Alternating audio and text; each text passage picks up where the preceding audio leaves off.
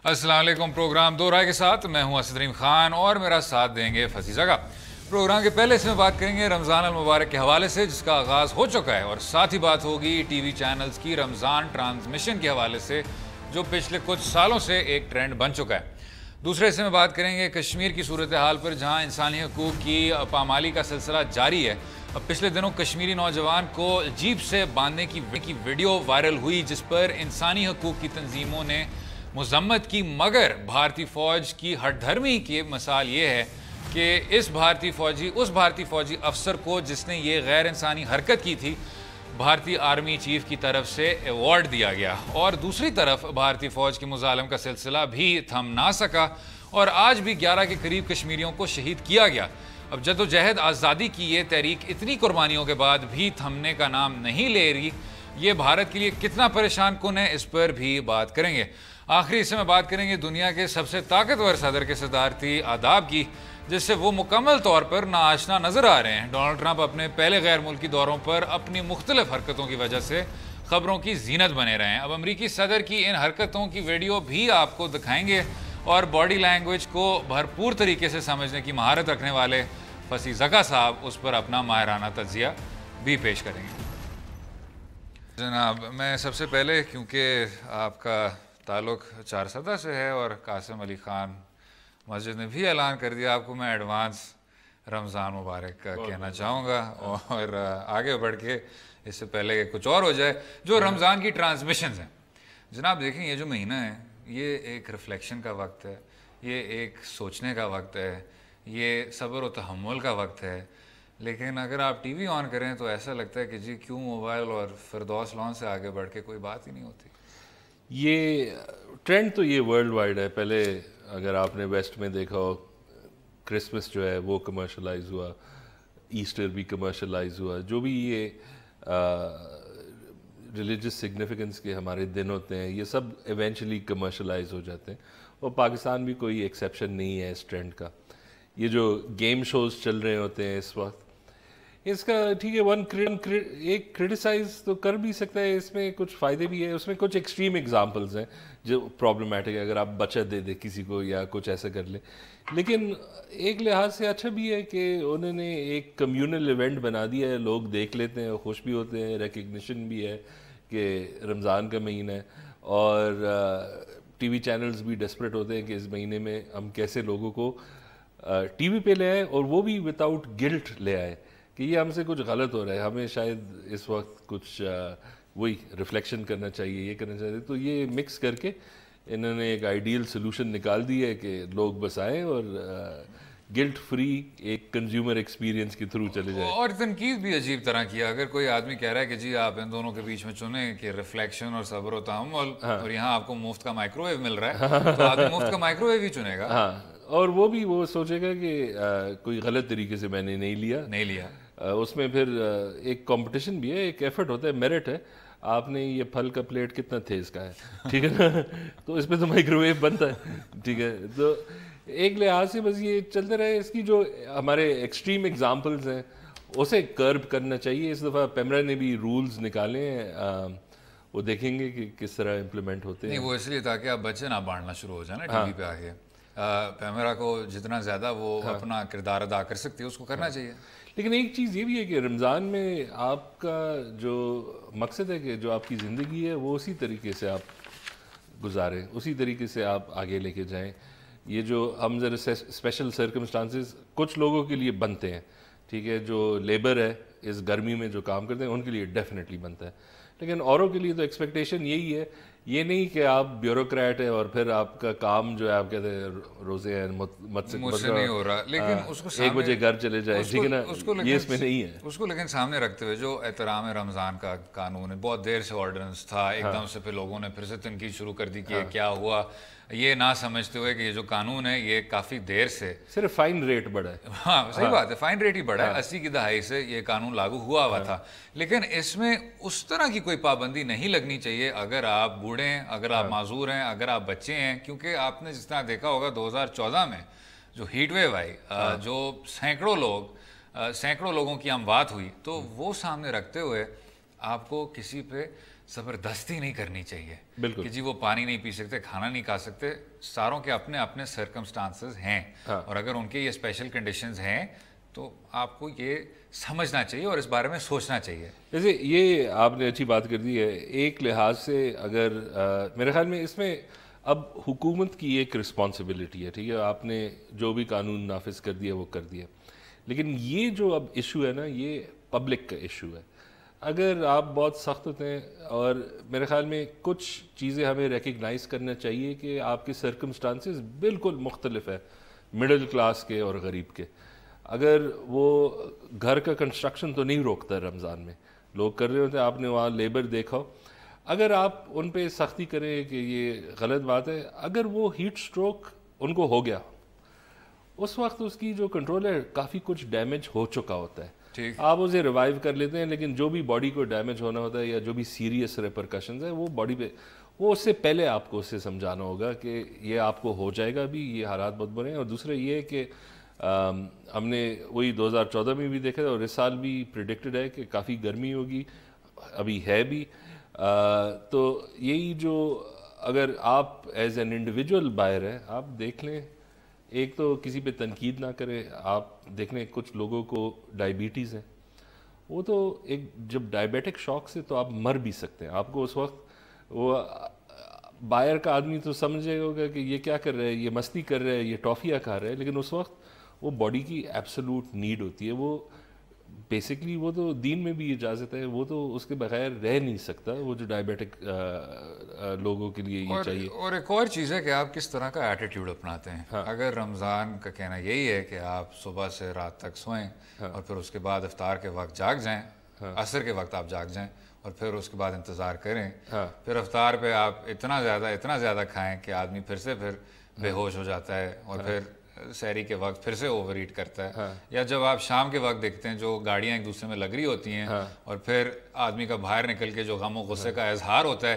کوئی خاص آپ کو اس طرح رمضان کی جو کافی خوبیاں ہیں اور جو آدمی میں بھی خوبیاں آنی چاہیے رمضان کے وقت, وہ کچھ دیکھنے کو نہیں ملتی. امید یہ ہے کہ آپ اپنے ایٹیٹیوڈ میں ان چیزوں کو لائیں. دوسری بات یہ ہے کہ صرف کھانے سے روزہ نہیں ٹوٹتا. اگر آپ گاڑی بالکل ایسے چلا رہے ہیں جس میں آپ نے دیکھا یہ پھول والے, یہ جو موتی بیچنے والے بچے ہوتے ہیں, آپ ان کو مار دیں ود یور ریسپانسبل ڈرائیونگ. ہر وقت رمضان میں یہ ایک جی چاہتا ہے کہ آپ اس گاڑی کے ساتھ پیرالل ہو جائیں. آپ یار تم مت رکھنا, ٹھیک ہے نا, یہ جو تم کر رہے ہو آپ احسان نہ کرو, یہ احسان مت کرنا, یہ تم بیسکلی ایک پبلک نیوسنس بن گئے ہو. یہ جس طرح سے کرے ہو, یہ پرابیبلی آئی ایگری کہ یہ سب سے امپورٹنٹ چیز ہے کہ صرف ان چیزوں پہ نہ کانسنٹریٹ کریں.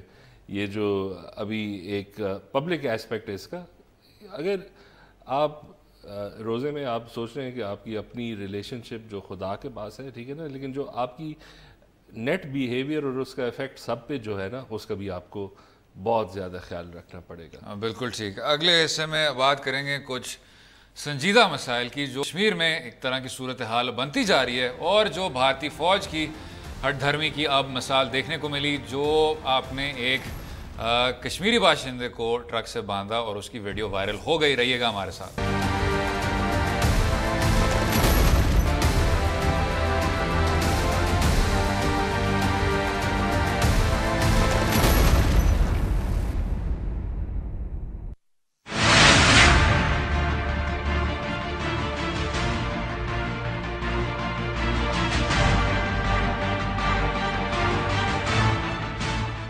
ویلکم بیک ٹو دو رائے. کشمیری نوجوان کو ٹرک کے ساتھ باندھنے والے فوجی کو ایک ایوارڈ ملا بھارتی حکومت کی طرف سے, بھارتی آرمی چیف کی طرف سے. فصیح زکا صاحب, جو میں کچھ سوال کرنا چاہ رہا تھا وہ یہ ہے کہ آپ کو کئی چینل ملیں گے آج بھی اور کل بھی جنہوں نے اس قصے کو اٹھا لینا ہے, اور انہوں نے وہی باتیں کرنی ہیں ہٹ دھرمی کی, ہندوستان کے ظلم کی, کشمیریوں کے حقوق پہ بار بار ان کو اس طرح کچلنا اس کی. لیکن آپ مجھے یہ بتائیں, وہ کہتے ہیں نا کہ the definition of insanity is doing the same thing and expecting different results. ٹھیک, تو آپ وہی چیز کریں اور سمجھیں کہ آپ کسی اور نتیجے پہ پہنچ جائیں گے. آپ شور کریں, بے شک شور کریں, آپ ان کے حقوق کی بات کریں, بے شک حقوق کی بات کریں, لیکن یہ ایک سلسلہ ہے. ٹھیک. آپ نے دیکھا کہ 1989 میں انہوں نے کیا کیا کشمیریوں کے ساتھ, 1990 میں کیا کیا کشمیریوں کے ساتھ, 2004 میں کیا کیا, اور اب 2017 میں اب تو یہ فل اس پہ چلے گئے ہندو راجتر پہ, ساورکر کے بتوں کو کھڑا کریں اور ان کی پوجا کریں. کشمیریوں کے ساتھ اب بدتر سے بدتر ہوتا جا رہا ہے. ٹھیک, یہاں غم و غصے کا اظہار کرنا اور کرنا بھی چاہیے, وہ ٹھیک ہے, لیکن پاکستان وہ کیا کچھ کر رہا ہے جس سے کوئی نتیجہ فرق ہوگا؟ کیا جو آپ نے وہ کشمیری انوائز نامنیٹ کیے تھے, جن میں سے کچھ نمائندوں کو محبوبہ مفتی کا نام نہیں پتا تھا, یہ بھی نہیں پتا تھا کہ وزیر اعلیٰ کون ہے کشمیر کا, اس سے کوئی فرق پڑا؟ کیا آپ کی اسٹریٹجک پالیسیوں سے کوئی فرق پڑا؟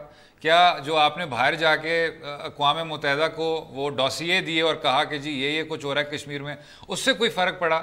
کیا جو آزاد کشمیر ہے اس کو آپ نے جنوبی کوریا کا ایک مثال بنا کے, جس طرح نارتھ کوریا ساؤتھ کوریا والا ہے, کہ آپ دنیا کو دکھائیں کہ یہ ہوتی ہے خوشحال جمہوری جگہ, کیا وہ آپ مثال لوگوں کو دکھا پائے؟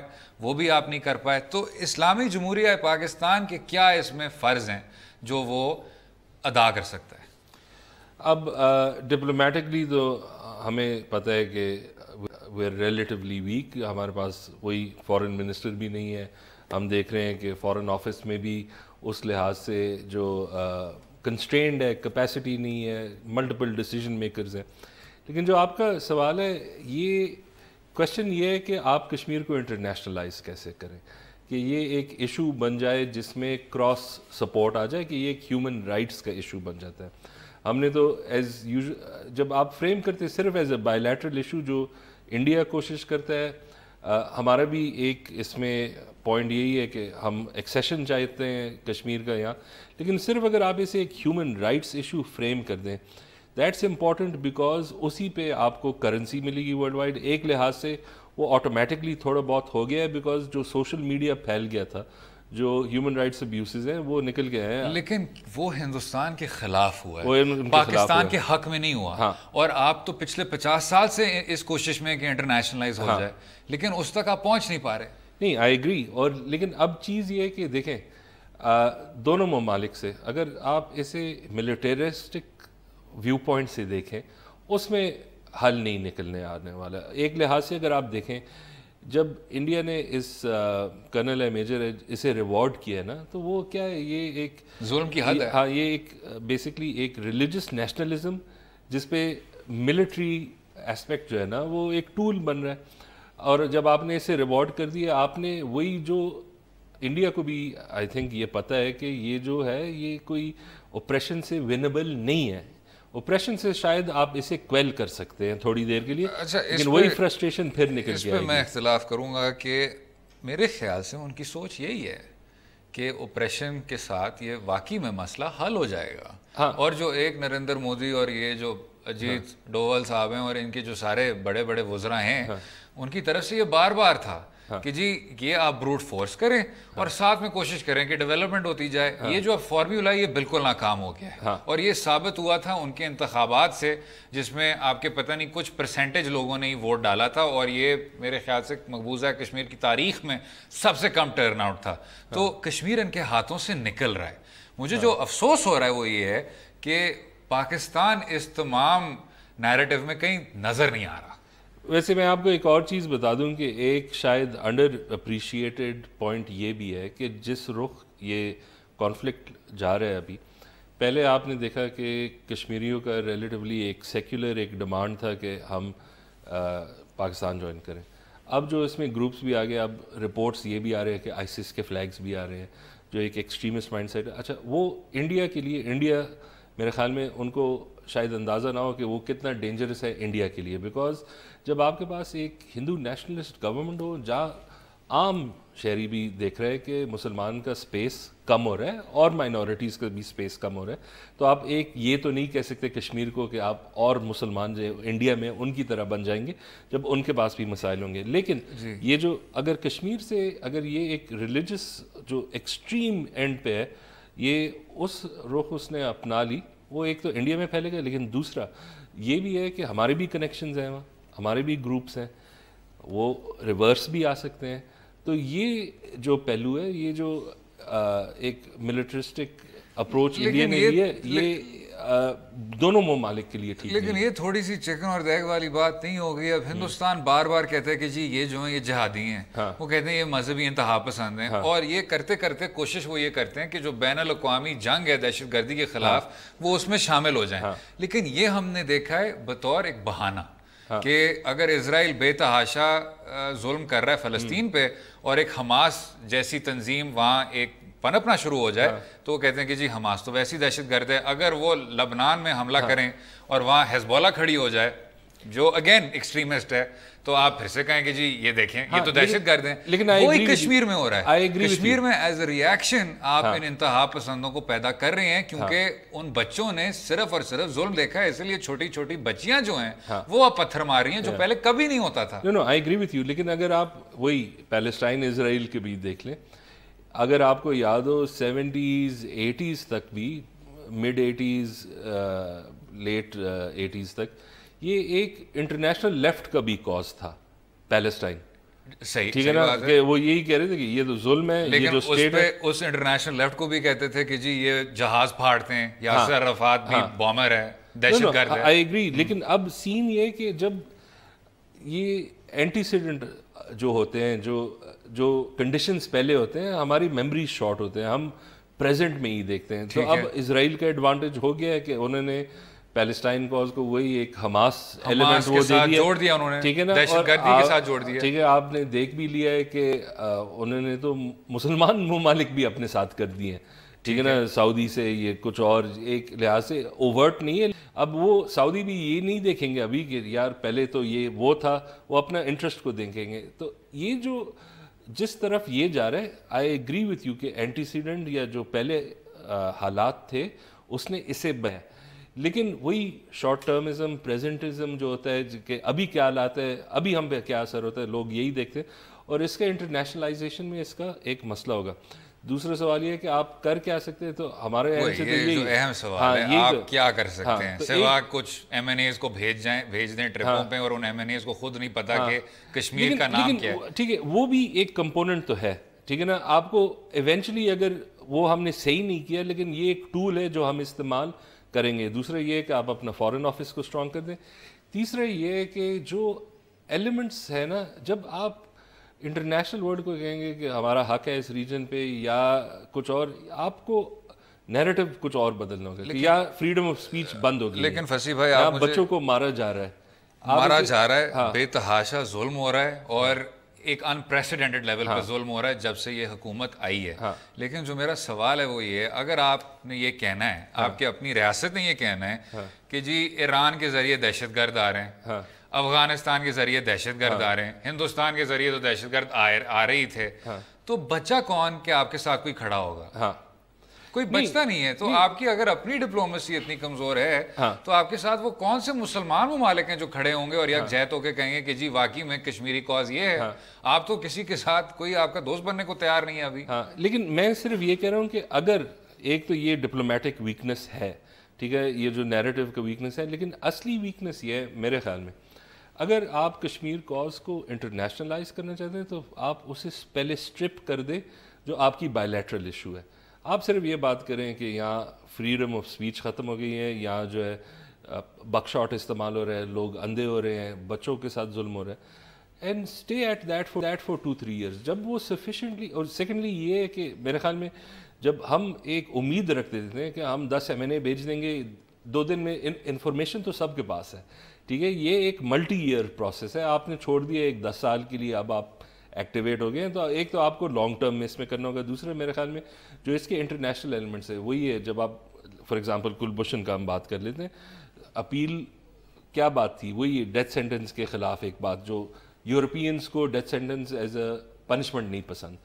تو اگر آپ دیکھیں جو انٹرنیشنل سے لیفٹ آف سینٹر لوگ ہیں وہ کس بات پہ ایکٹیویٹ ہوتے ہیں, جب آپ نے ایک پورے قوم کو سائلنس کر دیا ہے, آپ نے ان پہ انٹرنیٹ, ان کی فریڈم آف ایکسپریشن, جب آپ بچوں پہ ظلم کریں, وہ اسکول نہیں جا سکتے, جب آپ بک شاٹ جیسی چیز استعمال کرتے ہیں, اینڈ آپ صرف اس پہ ٹھہر دیجیے. جب اس پہ کرنسی آ جائے تو پھر آپ اپنی جو بائیلیٹرل کلیمز ہیں وہ زیادہ ایکٹیویٹ کرتے ہیں. وہ جو ہے بائیلیٹرل کلیم آپ انڈیا کے ساتھ ایکٹیویٹ کریں, لیکن پہلے اگر آپ اس ایشو کو انٹرنیشنلائز کرنا ہے, وہی جو پارٹس آف دا کانفلکٹ جو باہر کے لوگ سننا چاہتے ہیں پہلے اسے ایمپلیفائی کریں. لیکن اگر آپ پچھلے 50 سال میں نہیں ہوا آپ وہی نہیں ہوا اگر آپ پچھلے 50 سال میں اس کو انٹرنیشنلائز نہیں کر پائے, اگر آپ پچھلے 50 سال میں آپ کو کوئی اس طرح کی آڈینس نہیں ملی کہ آپ ان کو یہ کہہ سکیں, تو what is it that you are doing wrong?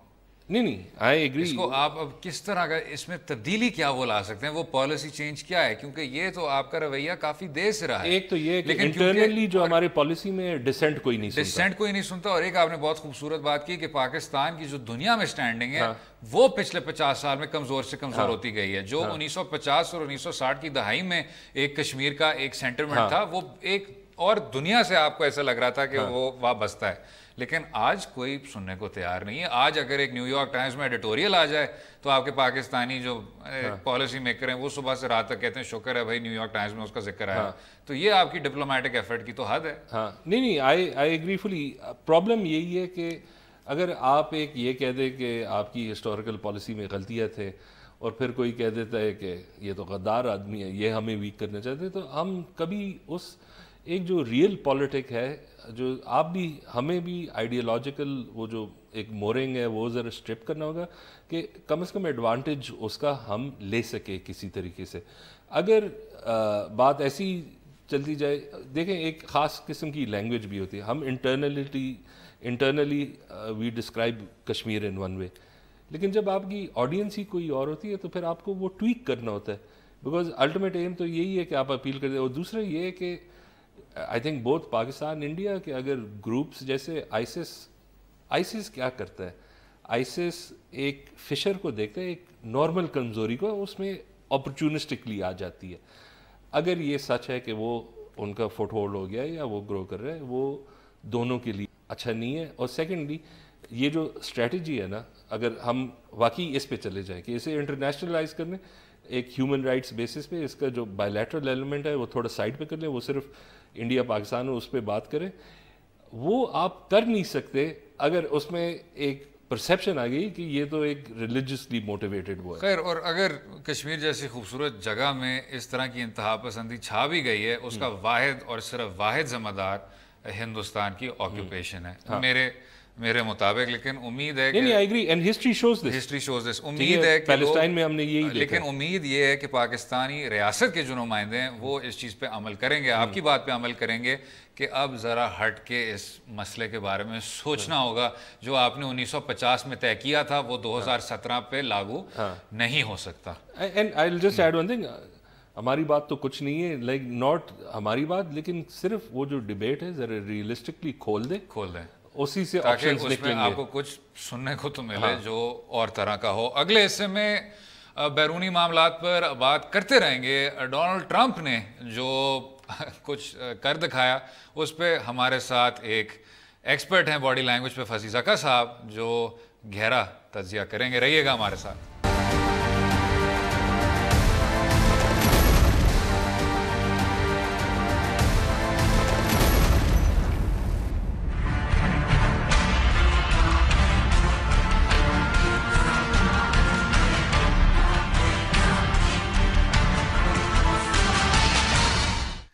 Donald Trump کے بیرونی دورے کی بات کریں گے جو ایک الگ انداز میں نمایاں ہوا. جناب فضی زکا صاحب ہمارے ساتھ ہیں جو باڈی لینگویج کے ایک جناب آپ نے غلط سنا ہے, میں باڈی لینگویج کے نہیں پالمسٹری کا ایکسپرٹ نہیں, بٹ ادھر پالمسٹری کا کم وہ آپ کو ملے گا کیونکہ ڈونلڈ ٹرمپ کے ہاتھ بہت چھوٹے ہیں. آپ اگر بتائیں جی کہ یہ بیچارے مونٹینیگرو کے وزیر اعظم کو انہوں نے اس طرح رگڑ دیا, ان کو دھکا مارا, جو اس طرح اپنے سوٹ کو ایسے اچھال رہے ہیں, جو پھر انہوں نے میکرون کے ساتھ کیا, اس کے ہاتھ کو اس طرح بار بار کھینچا آگے کیا, یہ کس طرح کا صدر ہے جناب؟ تو یہ جو ہے یہ بیسکلی ایک پیمپر والا بچہ ہے جس کو ٹریننگ صحیح نہیں ملی, ٹھیک ہے نا. اور مسئلہ یہی ہے, نہ یہ کسی کو سنتا ہے. جو ڈپلومیٹک ایک پروٹوکال ہوتا ہے اس نے اس بندے کے ساتھ کی. اگر آپ کو یاد ہو, ان ڈونلڈ ٹرمپ کا ویسے ایک عادت یہ ہے کہ, اور یہ بزنس مین میں بھی ہوتا ہے, بزنس مین اگر کہتا ہے کہ میں کسی کو ایویلیویٹ کرتا ہوں, میں اس کے ہینڈ شیک کو دیکھتا ہوں کہ یہ فرم ہوتا ہے نہیں ہوتا. یہ جنرلی ایک روایت ہے بزنس میں. اور یہ جو ہے ڈونلڈ ٹرمپ جب کسی سے ہاتھ ملاتا ہے یہ دو کام کرتا ہے, ایک تو بہت فرم ہینڈ شیک کرتا ہے, دوسرا یہ ان کو ایسے کھینچتا ہے, ٹھیک ہے نا. اور جب یہ ایسے کھینچتا ہے, یہ جو باڈی لینگویج کی جو بھی سائنس ہے انیکیوریٹ سائنس ہے, لیکن وہ یہی ہے کہ ڈومیننس دکھانا. اور اس کا جو حل نکالا تھا وہ جسٹن ٹروڈو آف کینیڈا نے نکالا تھا. وہ جب اس نے اسے ہاتھ ملایا نا, اس نے اس کے شولڈر پہ ایسے ایک ہاتھ رکھا کہ اب مجھے کھینچ نہ سکے. اور میرے خیال میں میکرون کے ساتھ اس نے پھر ٹرائی کی. میکرون کے شولڈر گرپ کوئی خاص نہیں ہوگا, لیکن یہ جو گیپس ہیں یہ باڈی لینگویج کی سائنس ہے یا جو گوریلاز جنگلوں میں کیا کرتے ہیں یہ اس طرح کی سائنس؟ مجھے دونوں اس پہ اپلائی ہوتا ہے. ہاں دونوں. ہاں تو یہ جو ایک طویل ہسٹری ہے ہماری جو لارج ایپس پہ ہم نے کیا ہے نا, اس پہ اب ہم اینالائز کر سکتے ہیں. جناب آپ ایوولوشن کی بات کریں, ہمارا تیسرا سیگمنٹ بھی آگے بڑھے ذرا پلیز. نہیں لیکن یہی ہے. ویسے ایک چیز ہے جو ایک ڈبیٹ میں نے دیکھا ہے کہ یار ہمیں کوئی خاص عزت وہاں سعودی میں نہیں ملی, ہمیں اسپیچ کی اجازت نہیں دی, کہاں بٹھا دیا, یہ سب کچھ ٹھیک ہے. اس کا یہ ہے کہ اگر میں آپ کو بتاتا ہوں ہمیں کیسے ملتی وہاں امپورٹنس, اگر ہم اعلان کر دیتے کہ ہم ایران کے ساتھ بارڈر فینس کر رہے ہیں, ان کا ٹریڈ بند کر رہے ہیں, جو کچھ آ رہا ہے ٹھیک ہے, اور ہم صرف راحیل شریف نہیں, ہم 3 اور لوگ بھیج رہے ہیں, اور ہم جو ہے نا پوری مڈل ایسٹ میں ایران, آپ دیکھیں ہم جو ہے نا ہمیں اسپیچ ہونے دیں. وزیر اعظم صاحب کی جو حمایتی ہیں وہ یہ کہہ رہے تھے کچھ چینلوں پہ, کچھ نجی چینل پہ جو اینکر پرسن ہے وہ یہ فرما رہے تھے کہ دیکھیں جی ڈونلڈ ٹرمپ جو ہے وہ ایک قوم پرست آدمی ہے, نسل پرست آدمی ہے, اس کا ہاتھوں میں لانا بھی نہیں چاہیے تھا. اور ویسے بھی کیونکہ آپ نے اسٹینڈ لیا اور آپ یمن میں نہیں کود پڑے تو سعودی بھائی بھی آپ سے ناراض تھے, تو ان کی جو ناراضگی کا اظہار تھا وہ آپ کے لیے اچھا تھا. اور یہ ہوتا ہے اگر آپ ایک خود مختار اور اس طرح کے دلیر ملک ہوں تو ہمارے ساتھ کچھ برا نہیں کیا گیا, اور اگر کسی نے برا ہی کیا تو وہ اس مووی کے, اس فلم کے وہ کھلنائک ہیں, انہوں نے تو برا آپ کے ساتھ کرنا ہی تھا. یہ اس کو سپن دی جا رہی ہے. اتفاق کرتے ہیں آپ؟ تو یہ کیونکہ آپ کا بھی اسی طرح کا نہیں یہ تو دوسری بات تھی. میں یہ کہہ رہا تھا کہ اگر آپ کو امپورٹنس اس فورم میں چاہیے آپ یہ کچھ کرتے ٹھیک ہے, بیکاز بیسکلی پرائمریلی تو انہوں نے آرمی اور یہ جو ایک ڈیلز کی ہیں وہ اسی کربنگ ایرانین انفلوئنس, لیکن یہ جو ان کی ڈیفینس ہے, یہ جو سپن آپ کہہ رہے ہیں یہ بالکل فلیٹ وکٹ پہ ہے. فلیٹ وکٹ پہ بیکاز اگر آپ نے اتنا اگر اصول پسند وہ کیا ہے تو آپ جاتے ہی نا. نہیں, اور اگر آپ اتنے تھے, اگر آپ اسی سلسلے سے چلتے آ رہے تھے تو آپ کے جو سابق سپاہ سالار ہیں ان کو ان کی اتحاد کو ہیڈ نہیں کرنا چاہیے, سب سے بڑی بات. لیکن speaking of controversial military alliances, Donald Trump نے ایک اور بھی بات کی نیٹو کے متعلق, جس سے کافی آپ کے جو دنیا کے لیڈران ہیں وہ ناراض ہوئے. سن لیتے ہیں. Members must finally contribute their fair share and meet their financial obligations. But 23 of the 28 member nations are still not paying what they should be paying and what they are supposed to be paying for their defense.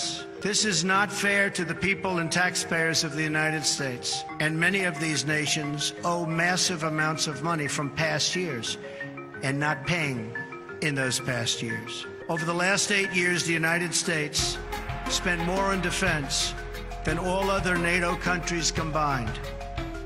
If NATO countries made their full and complete contributions, then NATO would be even stronger than it is today. And I never asked once what the new NATO headquarters cost. I refused to do that. تمام world لیڈران کو ایک line میں کھڑا کر کے اس طرح پھر انہوں نے ان کو سنائی, اور ان کی شکل سے یہ بھی ثابت ہو رہا ہے کہ ان کو اچھا نہیں لگ رہا تھا. ہاں, 1 ماہ پہلے ڈونلڈ ٹرمپ نے خود کنسیڈ کیا تھا کہ مجھے ویسے نیٹو کی کوئی خاص سمجھ نہیں ہے. اب ان کو اندازہ ہو رہا ہے. دیکھیں آپ نے ایک کلیکٹیو سیکیورٹی ایگریمنٹ بنا دی, مقصد کیا ہے کہ پھر وہی world war 2 world war 1 type situation نہ ہو. اگر نیٹو نہ ہوتا ہے یہ پھر پیوٹن تو پھر ایک دفعہ اگریسو ہے, وہ بھی ہے. آپ ہم دیکھ رہے ہیں پوری دنیا میں کانفلکٹ اسکیلیشن ہو رہی ہے. تو ان سب چیزوں کا فائدہ تو امریکہ کو یہ ہوتا ہے کہ جو مارکیٹس ہیں وہ ان کے بزنس کے لیے اگر آپ کے دنیا کے مارکیٹس کلوز ہو جاتے ہیں کانفلکٹ کی وجہ سے یا کسی اور کی چیز کی وجہ سے, یہ بیسکلی یہ جو آدمی ہے یہ اسے سمجھ نہیں آتی. میں یہ کہنے والا تھا وسیع بھائی کہ آپ جتنی بھی باتیں کر رہے ہیں نا, ان میں سے کسی ایک بات کی ڈونلڈ ٹرمپ کو سمجھ نہیں آئے گی. اگر ایک ایسا آدمی ہے جسے جارج بش بھی اب ایک بہت بڑا فلاسفر لگتا ہے, تو یہ ثابت ہو جائے گا کہ اس کو نیٹو کی کچھ خاص سمجھ نہیں ہے. اور خیر ہمیں بھی اس کی زیادہ حمایت نہیں کرنی چاہیے, لیکن اس پہ بات کریں گے. اور اگلے حصے میں ڈونلڈ ٹرمپ کی مزید دلچسپ باتیں سنیں گے. رہیے گا ہمارے ساتھ.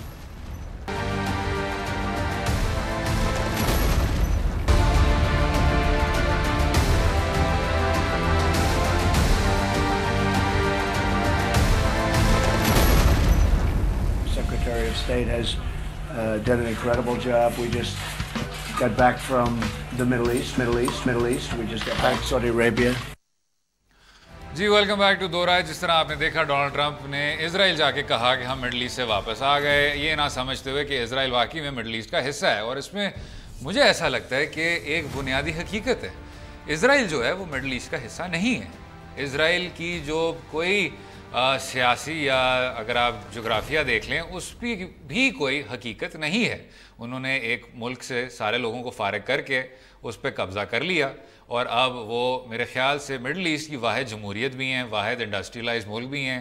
اور وہ ان کا اپنا کارنامہ نہیں ہے, وہ اس لیے کیونکہ ان کو اربوں پہ کھربوں پہ روپے ان کو ملتے ہیں ایڈ میں امریکہ کی طرف سے. تو it's a very sweet apartheid bubble. وہ تو ہے. I mean I think in terms of apartheid کا جو بات ہے, جو ایک آپ نے ایک پورے کلاس آف سٹیزن کو, سٹیزن بھی نہیں ہے لیکن ایک پورے کلاس آف لوگ کو انیکول رکھ دیا. قیدی ہیں جناب, سٹیزن بھی نہیں ہیں. لیکن ایک دو چیزیں میں یہ کہہ دوں گا کہ صرف اسرائیل الون میں جتنے ایکیڈیمک پیپرز وہ چھاپتے ہیں, it is more than the whole of the Muslim world. ایک چیز جو اسرائیل کا ہے اور جو جوش پاپولیشن کا ایک جو وہ لو آف ایجوکیشن ہے, وہ انہوں نے ایک ریئل اسٹریٹجک ایڈوانٹیج میں بدل دیا ہے.